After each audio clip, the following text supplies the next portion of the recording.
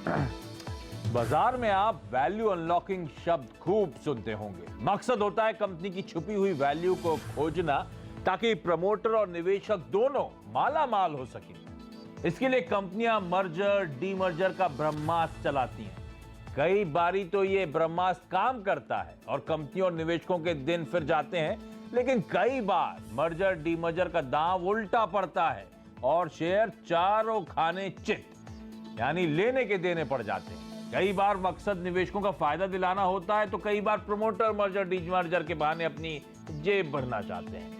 इस शो में हम कुछ ऐसे ही मर्जर डीमर्जर वाली कंपनियों की चर्चा करेंगे और समझेंगे कि उन कंपनियों में क्या रणनीति होनी चाहिए।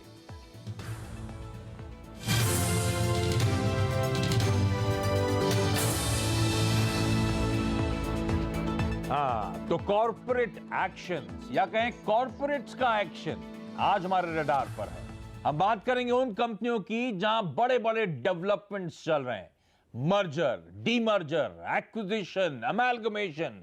हम सब जानना चाहते हैं क्या रैशनल था इस कदम के पीछे, क्या वाकई हम शेयरधारकों का फायदा होगा और क्या करना चाहिए इन कंपनियों के स्टॉक्स में। अरिहंत कैपिटल के आशीष महेश्वरी और ट्रेड स्विफ्ट ब्रोकिंग के संदीप जैन, ये दो एक्सपर्ट्स हैं जो आज हमारी मदद करने वाले हैं। और कई सारे इंपॉर्टेंट स्टॉक्स हैं, आई एम श्योर समय से कम ही पड़ने वाला है, तो मैं क्विकली शुरुआत करता हूं। एक स्टॉक जो सबकी ज़बान पे आज है, इस थीम से जुड़ा हुआ और जो खबरों में है, वो है अरविंद लिमिटेड। डीमर्जर कर रहा है अपने ब्रांडेड अपैरल कारोबार का, अरविंद फैशंस में डालेगा और अपनी इंजीनियरिंग डिवीजन का डीमर्जर कर रहा है, विभाजित कर रहा है, उसको अलग कर रहा है अन्वेषण हेवी इंजीनियरिंग के नाम से। तो अब इस डीमर्जर प्रक्रिया के बाद 4 अरविंद ग्रुप की कंपनीज, लाल भाई ग्रुप की कंपनीज लिस्टेड होंगी।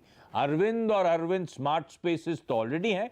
अरविंद फैशन और अनूप इंजीनियरिंग, जिसे एक्चुअली अन्वेषण हेवी इंजीनियरिंग कहेंगे हम, ये सब वो होंगे जो लिस्टेड एंटिटीज के तौर पे आपको नजर आएंगे। तो संदीप जैन साहब, पहले तो आप बताएं, ये जो अरविंद लिमिटेड, पहले अरविंद स्मार्ट स्पेसेस अलग हुआ था, अब फैशन और इसकी बारी आई है इंजीनियरिंग डिवीजन की।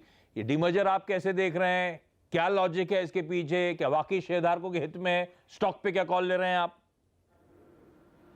फर्स्ट ऑफ ऑल तो एक मैं लिबर्टी लूंगा कि ये बहुत ही शो इनफैक्ट काफी रेलेवेंट है आजकल। नहीं, ये लिबर्टी आप कभी भी ले सकते हैं शो की तारीफ करने की।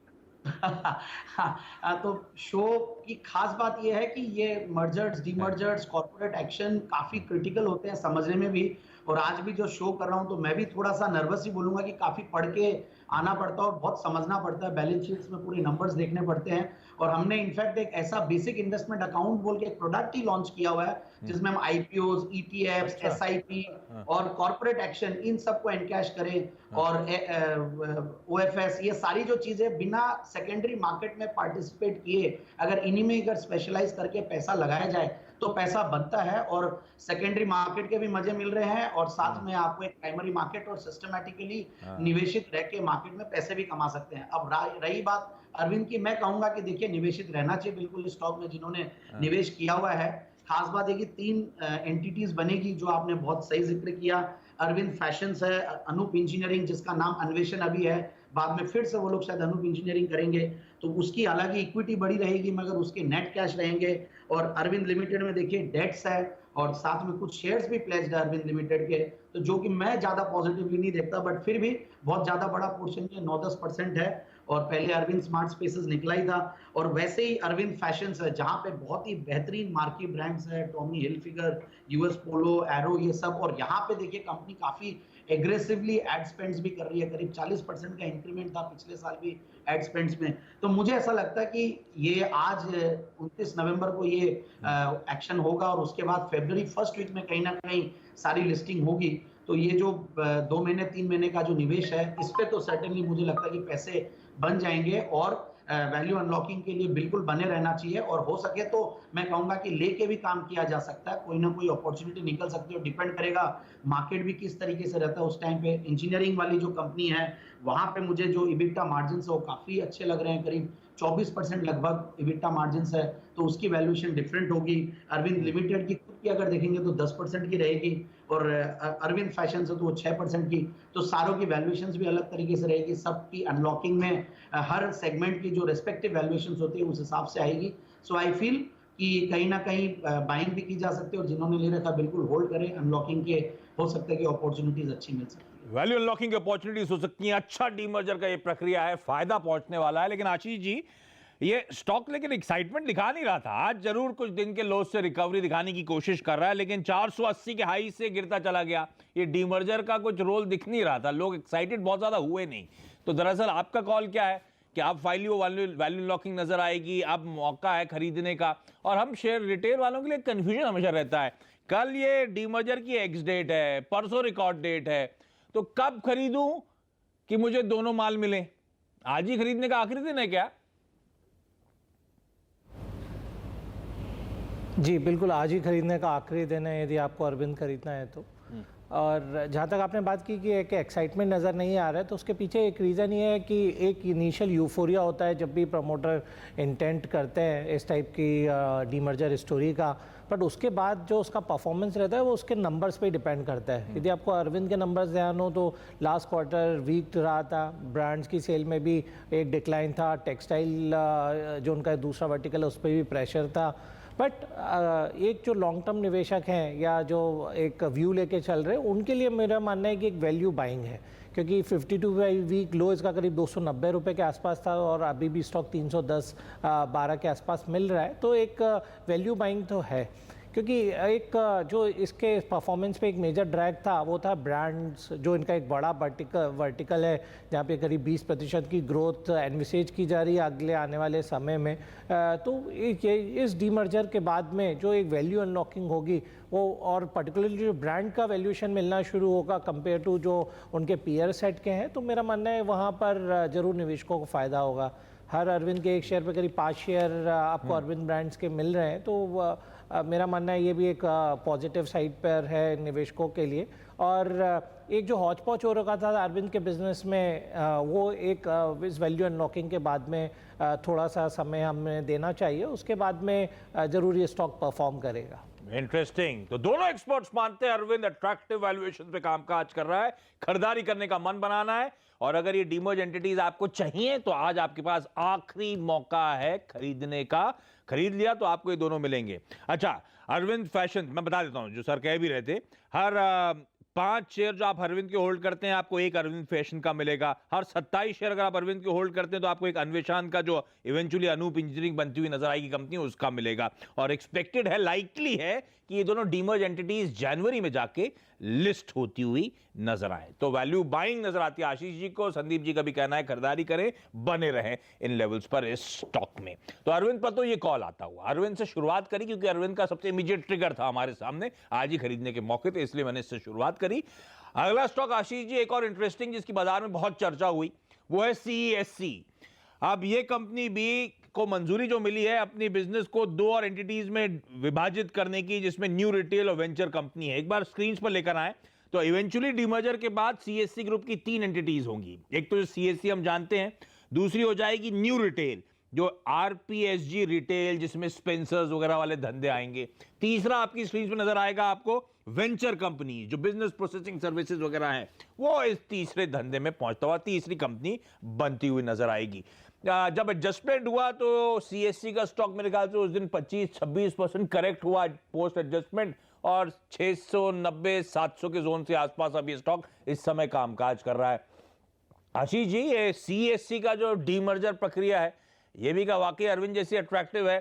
कई लोग मानते थे इस डीमर्जर की एक्स डेट से पहले खरीद लें साहब, 4 डिजिट पे पहुंचेगा, 1200-1300 के लेवल्स में सुनता था, पर वो पहुंचा नहीं वहां तक। तो क्या कोई डिसअपॉइंटमेंट इस मर्जर की प्रक्रिया को लेकर? और अब स्टॉक पे कॉल क्या होगा?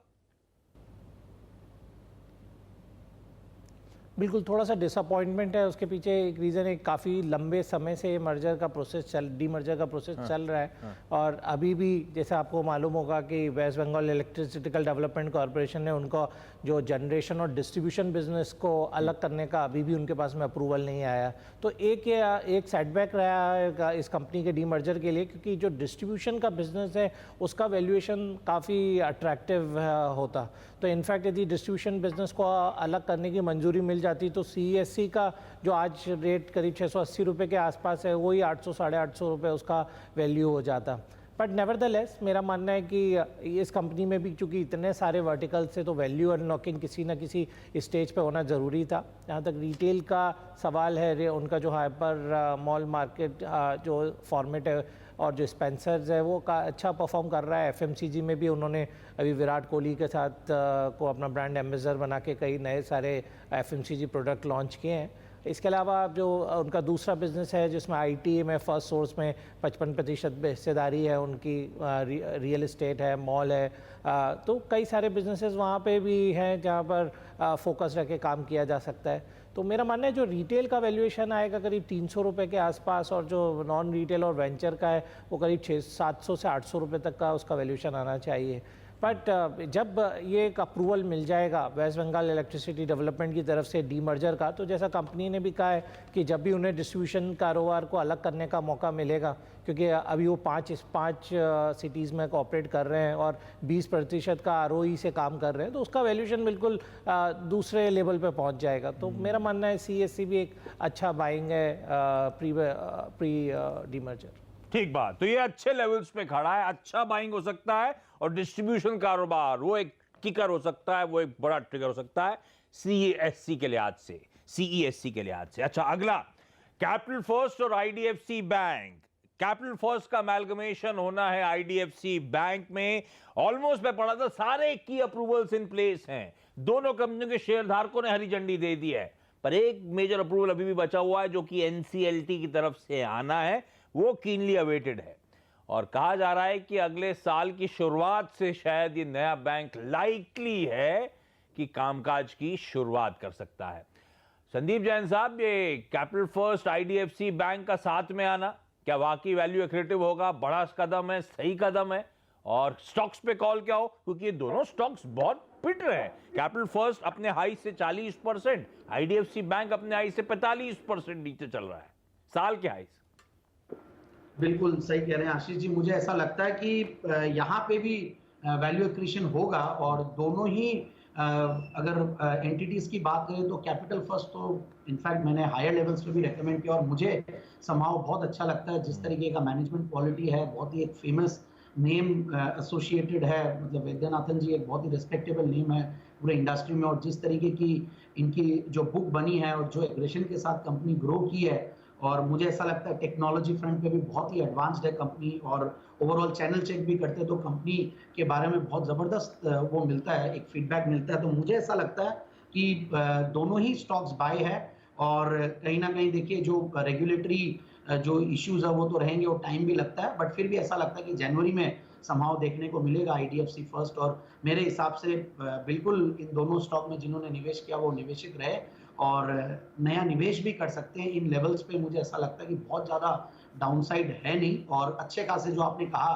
कि करेक्ट हो चुके अपने हाइज से पोस्ट दिस अनाउंसमेंट, तो मेरे हिसाब से that will be an opportunity. So बिल्कुल निवेशित रहें, और फ्रेश निवेश भी करना हो तो इसको बेनिफिट के लिए एक्यूमुलेट किया जा सकता है। आईडीएफसी फर्स्ट बैंक, इस नाम की अर्जी डाली इन्होंने आरबीआई में, तो ये बैंक के नाम से जब एमैल्गमेटेड एंटिटी होगी ये फंक्शन करती हुई आपको नजर आएगी।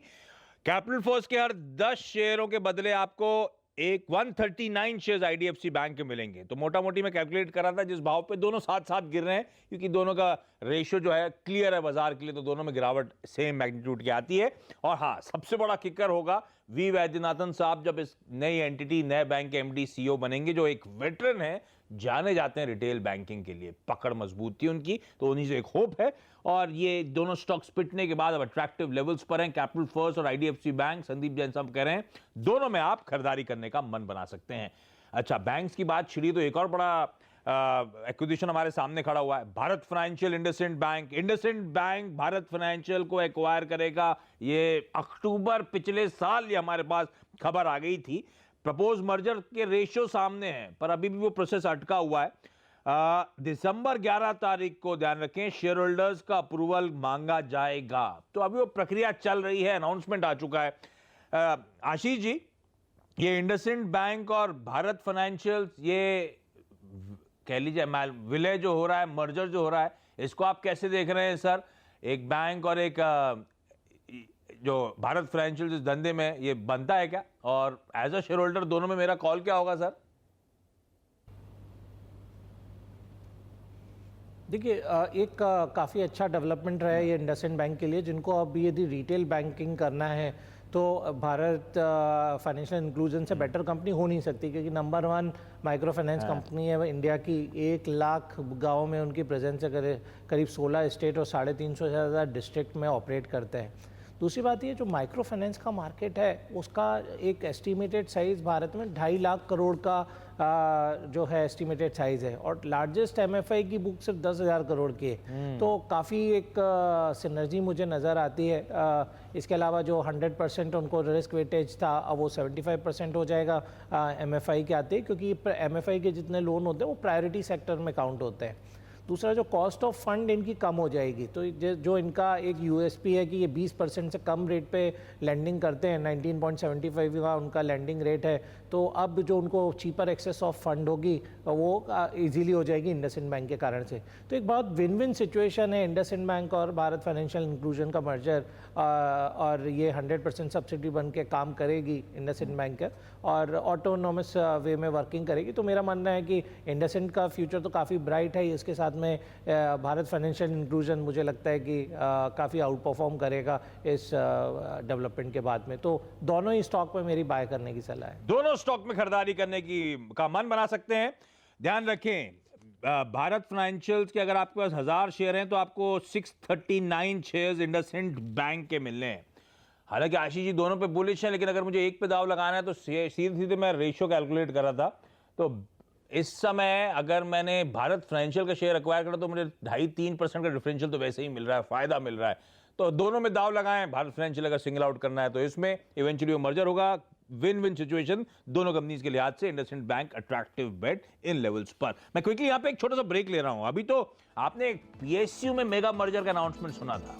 Bank of Baroda, Vijaya bank, देना बैंक मिलने वाले हैं। हमने Godrej Agrovet, asterisk life sciences की मर्जर की खबर सुनी। वोडाफोन आइडिया एक रीसेंट एग्जाम्पल है जिसको अब मैं क्यू के तौर पे लूंगा, क्योंकि उसके बारे में सबने बहुत बातचीत करी थी। दरअसल हो क्या रहा है, अब कॉल क्या होगा स्टॉक पे, इन सब पे चर्चा इस छोटे से ब्रेक के उस पार।